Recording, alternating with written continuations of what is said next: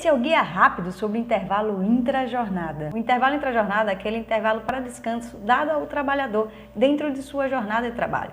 Esse intervalo ele pode coincidir, por exemplo, com a hora do almoço, a hora da janta. Porém, ele não é computado na jornada de trabalho do empregado. Assim, se o trabalhador tem uma jornada de 8 horas diária e trabalha das 8 às 18 com 2 horas de intervalo, ele está correto. Para os trabalhadores que trabalham até 4 horas diárias, não tem direito ao intervalo intrajornada. Para os trabalhadores que trabalham acima de 4 horas diárias e até 6 horas diárias, tem direito a 15 minutos de intervalo. E os trabalhadores que trabalham acima de 6 horas diárias têm direito a 1 hora de intervalo no mínimo e no máximo 2 horas de intervalo. Frisando que acordo ou convenção coletiva de trabalho pode reduzir esse intervalo mínimo de 1 hora para 30 minutos. Quando o intervalo for superior a 2 horas, essas horas que forem superiores a 2 horas serão calculadas como hora extra a serem pagas para o empregado, salvo norma coletiva que autorize um intervalo superior a 2 horas. O intervalo também não pode ser fracionado, salvo algumas exceções, a exemplo do motorista de caminhão. O intervalo entre a jornada também não pode coincidir com o início ou o final da jornada de trabalho do empregado. O empregado não pode, por exemplo, pedir ao patrão para não tirar o intervalo entre a jornada e sair mais cedo ao final da jornada.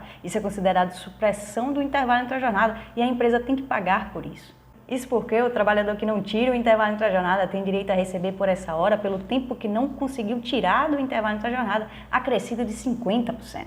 Assim, se o trabalhador tinha direito a tirar 1 hora de intervalo e ter apenas 30 minutos, ele terá direito ao pagamento dos outros 30 minutos que ele não conseguiu tirar, com um acréscimo de 50%. E se você, trabalhador, acredita que tem direito de buscar na justiça o pagamento por essa supressão do intervalo entre a jornada, se consulte com um advogado especialista na área trabalhista, pois só apenas após a análise específica e aprofundada do seu caso, após entender como era o seu dia a dia no seu trabalho, após analisar a documentação que você tem em mãos e as possíveis provas que você pode produzir no processo, é que você poderá saber se vale a pena ou não entrar com essa ação. Isso serve para o trabalhador não entrar com ações indevidas na justiça do trabalho e não ser condenado, por exemplo, a pagamento de multa por litigância de má-fé e honorários de sucumbência para o advogado da outra parte, que é aqueles honorários pagos quando se perde um processo. E aí, curtiu a dica? Então me segue para mais! E se você tem alguma dúvida sobre o intervalo entre a jornada, manda aqui para a gente responder.